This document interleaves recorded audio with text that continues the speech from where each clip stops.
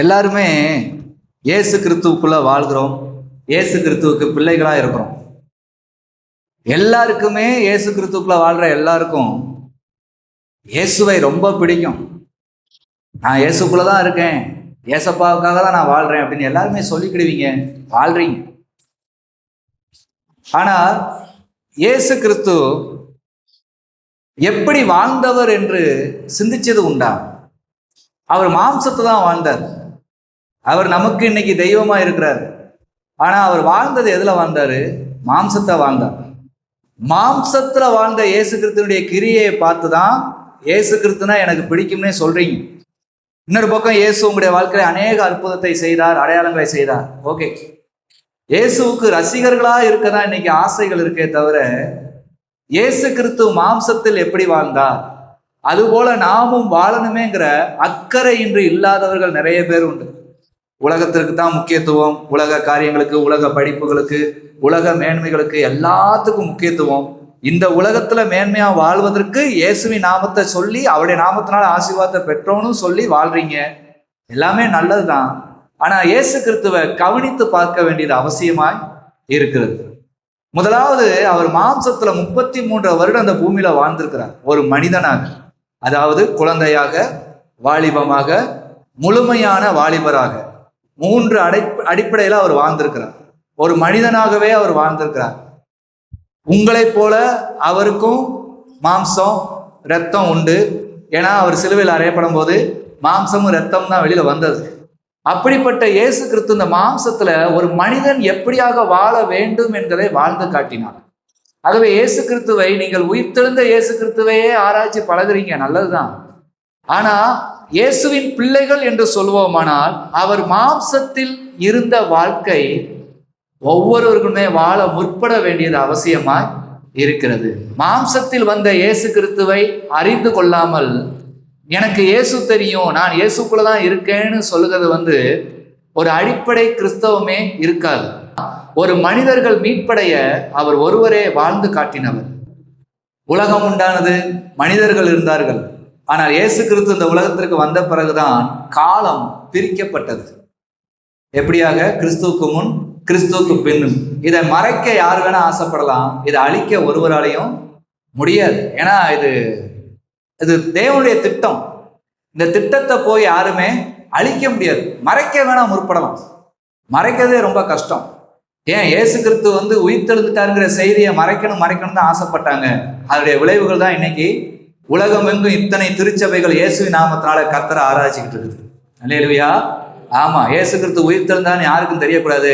அவரை அவருடைய சரீரத்தை சீசர்கள் திருடி கொண்டு போயிட்டார்கள்னு சொல்லணும், அவர் இல்லைன்னு சொல்லணும். எத்தனையோ பொய்ய சாற்றினாங்க.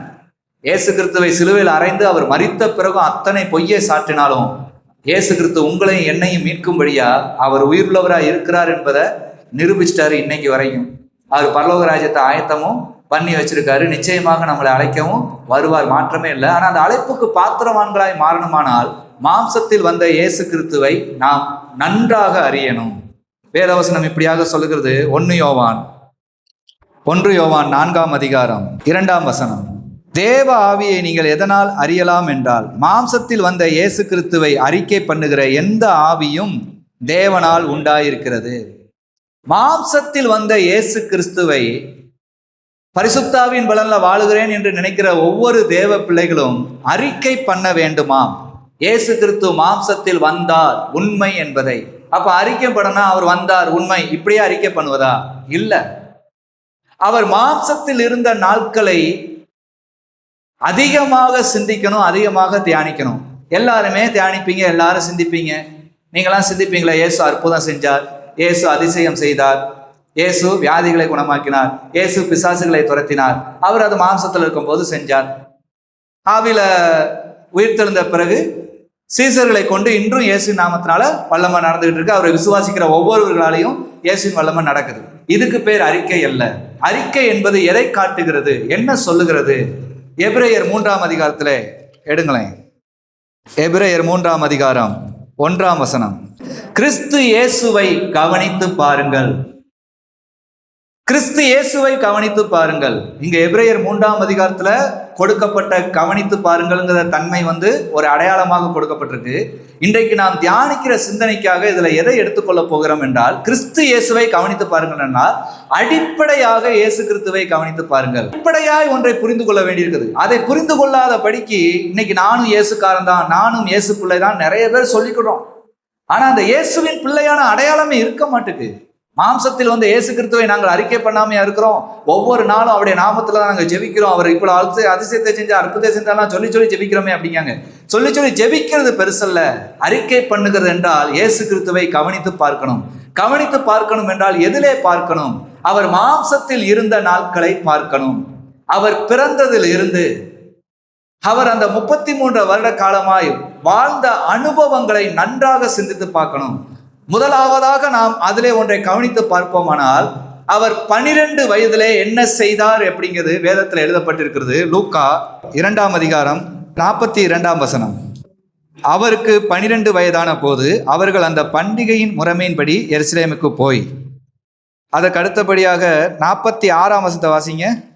3 நாளைக்கு பின்பு அவர் தேவாலயத்தில் போதகர் நடுவில் உட்கார்ந்திருக்கவும் அவர்கள் பேசுகிறதை கேட்கவும் அவர்களை வினாவவும் கண்டார்கள். 12 வயதான இயேசு கிறிஸ்துவை கவனித்து பாருங்களேன். 12 வயது. இன்னைக்கு 5 வயசு 6 வயசுல இருந்தே ஏசப்பா எனக்கு பிடிக்கும் அப்படின்னு சொல்லுவாங்க. ஏசப்பா கிட்ட ஜெபம் பண்ணுவாங்க. பெற்றோர்கள் நல்லா ஜெபிக்க கற்றுக் கொடுத்துருப்பீங்க. பிள்ளைங்க ஜெபிக்குங்க, விசுவாசத்துல கூட இருக்குங்க. ஆனா இந்த பெற்றோர்கள் 12 வயதுல இருந்த இயேசு கிறிஸ்துவை கவனித்து பார்த்திருக்கீங்களா? உங்க காலம் மிஸ் ஆயிருக்கலாம். உங்க பிள்ளைங்களுக்கு அந்த 12 கடந்து வந்திருக்கு. அந்த 12 வயதுல இயேசு எப்படி இருந்தார் என்பதை சிந்திச்சிருக்கோமா? இன்றைக்காவது கவனித்து பாருங்க. அவர் 12 வயதுல எருசலேமில எங்கே உட்கார்ந்து இருந்தாராம்? 46ஆம் வசனத்துல, போதகர் நடுவில் உட்கார்ந்திருந்தார். போதகர்கள் இஸ்ரவேலுக்கு தேவன் கொடுத்த மோசையின் வழியாய் கொடுத்த நியாயப்பிரமாணத்தை அறிந்து கற்று அதிலே நடந்து இப்படியாக நடக்க வேண்டும் என்று கற்றுக் கொடுக்கிற போதகர் நடுவிலே உட்கார்ந்து இருந்தார். இன்னைக்கு 12 வயதுலயும் இன்னைக்கு இங்க சபையில இருக்கலாம், 12 வயதை கடந்தவங்க இருக்கலாம். இன்னைக்கு வரைக்கும் ஆண்டவருடைய சமூகத்துல உட்கார்ந்து இருக்க உங்களுக்கு மனசு இருக்கா? இயேசு கிறிஸ்துவை கவனித்து பாருங்க. இயேசுவின் பிள்ளைகள் என்று சொல்லுகிறோம். இயேசு உட்கார்ந்தது போல உட்கார ஆசை இருக்குதா? அவர் போதகர் நடுவிலே உட்கார்ந்திருந்தார். எப்படிப்பட்ட ஆண்டவர்னு பாத்தீங்களா? உலகத்திலேயே மிக முக்கியமானது என்னவென்றால் பிதாவின் கட்டளைக்கு கீழ்ப்படிவது. அதை இயேசு கிறிஸ்து 12 வயதிலே அறிந்திருந்தார். இன்னைக்கு 30 கடந்தாலும் 40 கடந்தாலும் எத்தனையோ வேலை பார்க்கிறேன்னு சொல்லுவாங்க. ஆனா இயேசுவின் பாதத்துல உட்கார நேரம் இல்லைம்பாங்க.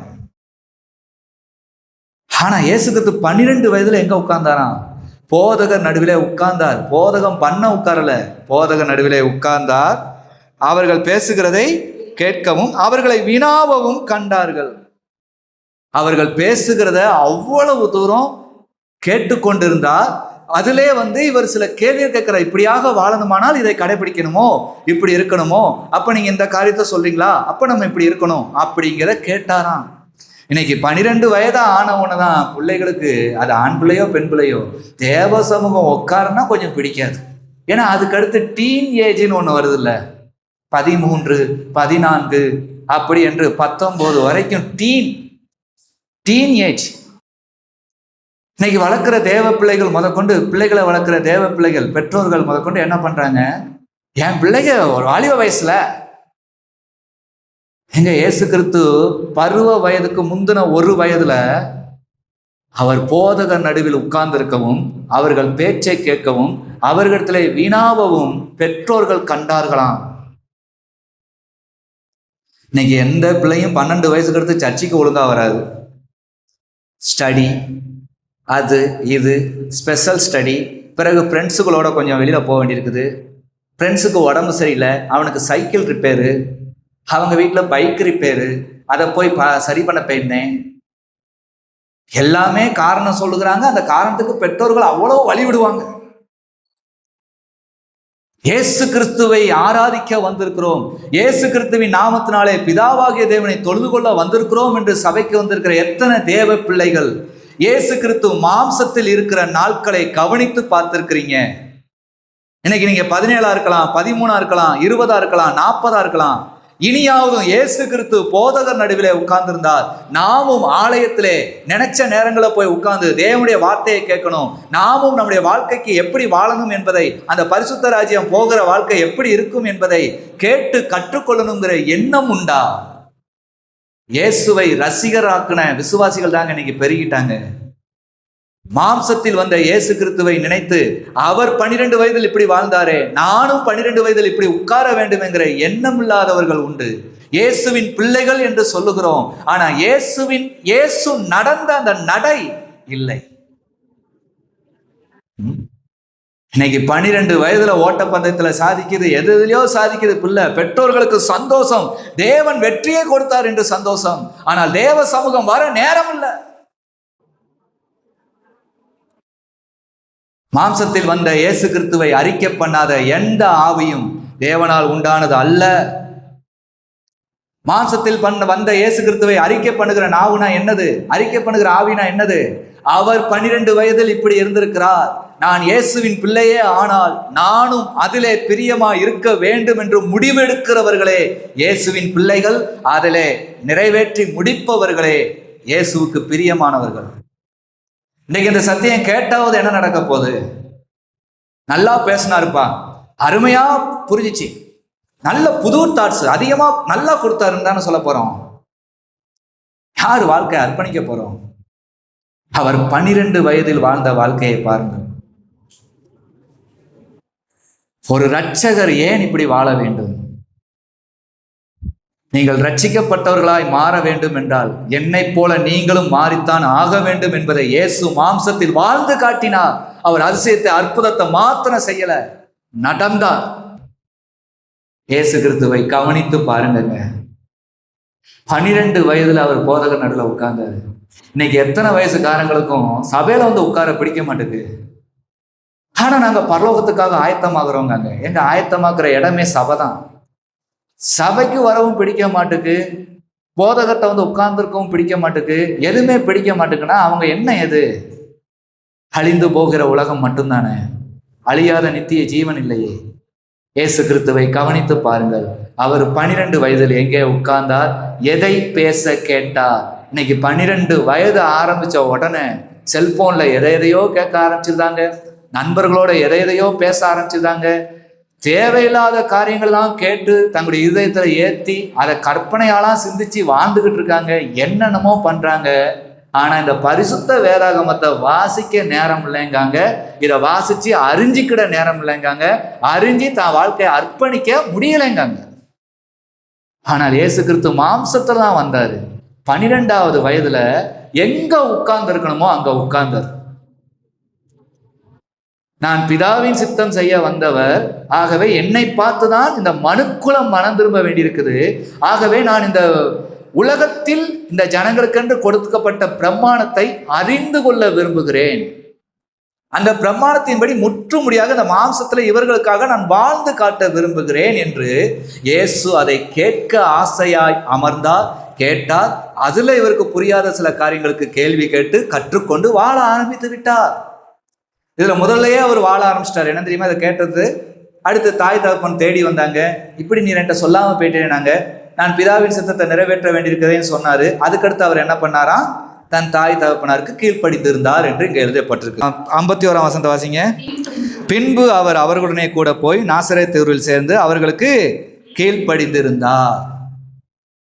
பாருங்களேன், போதகன் கேட்டாரு, கேட்டுட்டு அப்படியே விடல, உடனடியாக தாய் தகப்பன் கீழ்ப்படியுமா? கீழ்ப்படுகிறேன், கீழ்ப்படிஞ்சார். இது மாம்சத்தில் வந்த இயேசு கிறிஸ்துவை 12 வயதுல பார்க்கிறோம். அதுக்கடுத்து அவரை குறித்து சாட்சி சொன்ன ஒருவன், அதாவது இயேசு கிறிஸ்து மரித்து உயிர்த்தெழுந்து பரமேறி அந்த பரிசுத்தாவின் பலனை அப்போஸ்தலர்கள் வாழ்க்கையிலே கொடுத்த பிறகு அப்போஸ்தலர்கள் சாட்சியாய் நிற்கும் போது அங்கு ஒரு இடத்துல பேதுரு இயேசு கிறிஸ்துவை இவ்வாறாக சொல்லுகிறார். மாம்சத்துல இயேசு கிறிஸ்துவோடு பழகி இருக்கார்ல பேதுரு, அதனால இப்படி ஒரு காரியத்தை சொல்கிறார். அப்போஸ்தலர் 10ஆம் அதிகாரம் 38ஆம் வசனம். நசரேயனாகிய இயேசுவை தேவன் பரிசுத்த ஆவியினாலும் வல்லமையினாலும் அபிஷேகம் பண்ணினார். தேவன் அவருடனே கூட இருந்தபடியினாலே அவர் நன்மை செய்கிறவராயும் பிசாசின் வல்லமையில் அகப்பட்ட யாவரையும் குணமாக்குகிறவராயும் சுற்றி திரிந்தார். இயேசு கிறிஸ்துவோடு இருந்த சீசர் பரிசுத்தாவின் பலனை பெற்று அப்போஸ்தல நாட்களிலே கொர்நேலியு என்கிறவருக்கு சாட்சியாக சுவிசேஷத்தை அறிவிக்கும் போது இயேசு வாலிபத்தில் எப்படி இருந்தார் என்பதை இங்கே சொல்லுகிறார். நசரேயனாகிய இயேசுவை தேவன் பரிசுத்த ஆவியினாலும் வல்லமையினாலும் அபிஷேகம் பண்ணினார். அவர் அபிஷேகத்துல நிறையணும் என்று ஆசைப்பட்டு அபிஷேகத்துக்காக காத்திருந்தார். அவரை பரிசுத்த பிதாவாகிய தேவன் அபிஷேகம் பண்ணினதை நாங்கள் அறிந்தோம். அவர் அபிஷேகம் பண்ணப்பட்டவர், இந்த உலக காரியங்களிலிருந்து அவர் பிரித்தெடுக்கப்பட்டவர்.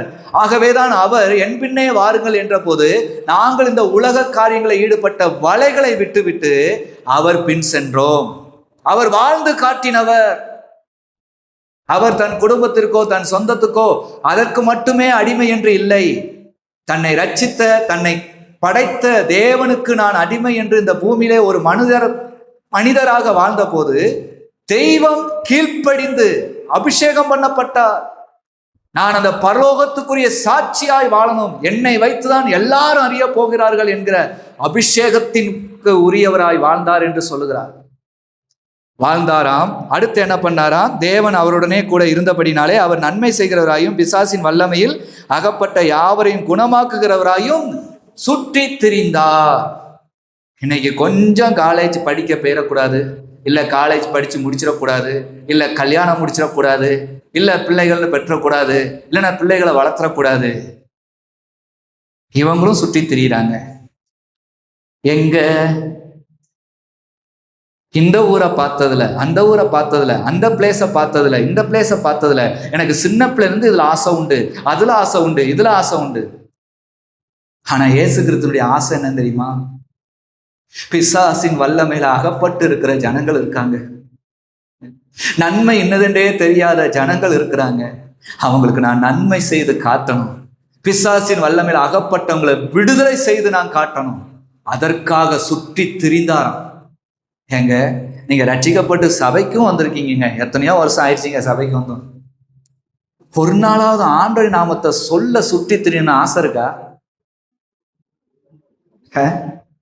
இன்னைக்கு வரைக்கும் உங்க வாழ்க்கையில எத்தனை டூர் போயிருக்கீங்க, எத்தனை திருமண வீடு, எத்தனை நல்ல நிகழ்ச்சி.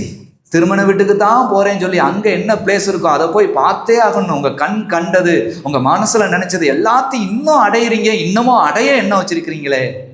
ஆனால் இயேசு கிறிஸ்துவை கவனித்து பார்த்தீர்களா? அவர் வாலிபத்துல நன்மை செய்கிறவராயும் பிசாசின் வல்லமையில அகப்பட்டவர்களை விடுவிக்கிறவராகவும் சுற்றினாராங்க. வேற எதுக்காகவும் அவர் இந்த பூமியில சுற்றல. பிதா அனுப்பின நோக்கம் அதுதான். இன்னைக்கு இயேசுவின் பிள்ளைகள் என்று சொல்லுகிறீங்களே, ஏசப்பாவுடைய ஏக்கம் தெரியுதா? ஏசப்பா சொல்லுகிறாரு உங்ககிட்ட. எப்படி சொல்லுவாரு? என் பிள்ளையே, உன்னை போல நானும் 23 கடந்திருக்கேன், உன்னை போல நானும் 19 வாழ்ந்திருக்கேன், உன்னை போல நானும் 13 இருந்திருக்கிறேன். நான் பிதாவின் மகிமையை பெற்று அவர் என்னை அபிஷேகம் பண்ணி இந்த உலகத்திலிருந்து பிரித்தெடுத்திருக்கிறாருங்கிற ஒரு அடையாளமாய் வாழணும் என்றே நான் வாழ்ந்தேன். உன்னை போலதான் நான் மாம்சத்துல வாழ்ந்தேன். நீ என்னை ஆராதிக்க வந்திருக்கிறாய் என்று சொல்லுகிறாயே, நீங்க இல்லாம என்னால வாழ முடியாதையான்னு பாட்டெல்லாம் படிக்கிறியே, ஆனா நான் உன்னோடு இருக்க முடியலையே. நீ என்ன கூட்டுக்கிட்டு ஊர் சுத்தத்துக்கே ரெடியா இருக்கிற. நான் அதற்கு தேவன் அல்லப்பா. என் பாரம் உனக்கு வேணும். நான் கூப்பிடுகிற இடத்துக்கு நீ வரணும். வரமாட்டில. ஆனா இயேசுவை நேசிக்கிறம்ப, ஏசப்பா கிட்ட தான் ஆசீர்வாதம் வாங்கினம்ப, இயேசுவின் நாமத்தினால்தான் வீடு கட்டினோம்போ, இயேசுவின் நாமத்தினால்தான் எல்லா வேலையும் வாங்கினோம்போ, இயேசுவின் நாமத்தினால்தான் சம்பளம் வாங்குறோம்போ. ஆனா எதுலையும் இயேசுக்கு பிரியமானதே இருக்காது. ஆனால் பேதுரு இங்கே சாட்சி பகருகிறார். இயேசு கிறிஸ்து மாம்சத்தில் இருந்த நாட்களில் நான் அவரை பார்த்திருக்கிறேன். அவர் அபிஷேகம் பண்ணப்பட்டவராய் தனித்துவமாய் நின்றார். இரண்டாவதாய் அவரோடு கூட நாங்கள் பின் சென்றோமே, பிசாசின் வல்லமையில் அகப்பட்ட ஒவ்வொருவர்களையும் விடுவித்தார். தீராத வியாதி, தீராத வறுமை, தீராத பண கஷ்டம், தீராத தொந்தரவுல இருக்கிறவங்களுக்கு அவர் டாக்டரா இருந்து மருந்து கொடுக்கல, அவரு பணக்காரா இருந்து பணம் கொடுக்கல, எதுவுமே பண்ணல. அவர் ஜெபிப்பாரு, அற்புதம் நடந்தது. நன்மை செய்கிறவராய் சுற்றி தெரிந்தார்.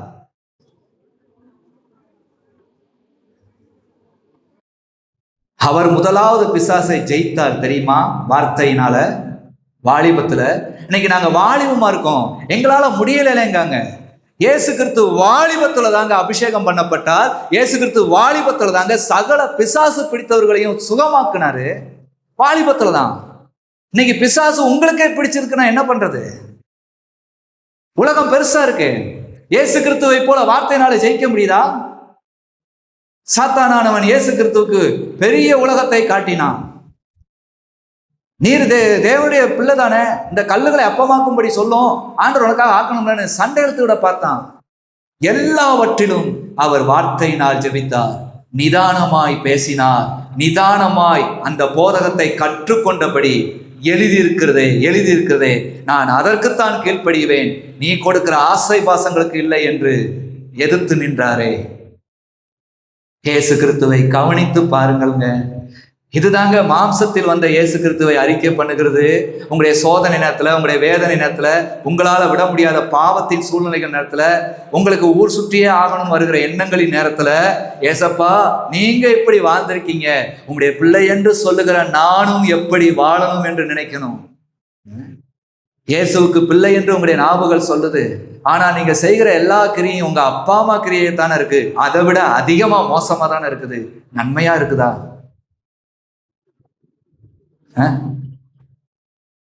நன்மையா மாறணும் என்றால் மாம்சத்தில் வந்த இயேசு கிறிஸ்துவை கவனித்து பாருங்க, அதை அறிக்கை பண்ணுங்க அடிக்கடி. ஏசப்பா இப்படி இருந்தீங்க, நானும் இருக்கணும். அவர் நன்மை செய்கிறவராய் சுற்றி திரிந்தார். இந்த ஒரு காரியத்தை பார்ப்போமானால் மார்க்கு 7ஆம் அதிகாரம் 37ஆம் வசனம், எல்லாவற்றையும் நன்றாய் செய்தார். ஏன் நாங்களும் தானே எல்லாவற்றையும் நல்லா செய்கிறோம். படிக்கிறத கரெக்டாக படித்தோம், வேலை பார்க்கறத கரெக்டாக பார்க்குறோம், சம்பாதிக்கிறத கரெக்டாக செலவு பண்ணுறோம், எல்லாமே நாங்களும் நன்றாக தானே செய்கிறோம். ஆனால் அவர் என்ன நன்றாய் செய்தார் என்பதை கீழே பாருங்கள், வாசிங்க.